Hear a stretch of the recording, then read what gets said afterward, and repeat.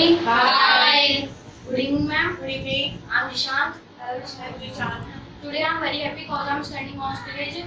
I give thanks to Hina ma'am to invite me here. Now I'm telling my daily routine. Firstly, I wake up, then I get up, then I put on slippers, then I freshen up, then I brush my teeth, then I take shower, then I dress up, then I put on shoes, then I comb my hair, then I take breakfast, then I go to school, then I meet my friends and talk with them, then I study there, then I take lunch, then I again study, then I come back to home, then I change my clothes, then I take snacks, then I do my homework, then I watch TV, then I take some rest, then I come to American, then I learn English language and some new things by Hina ma'am and Atul sir.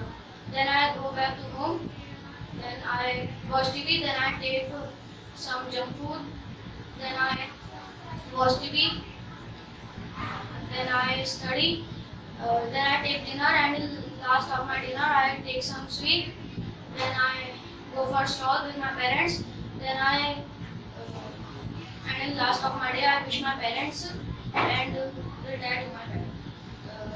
Thank you for listening me. Have a nice day. Ciao.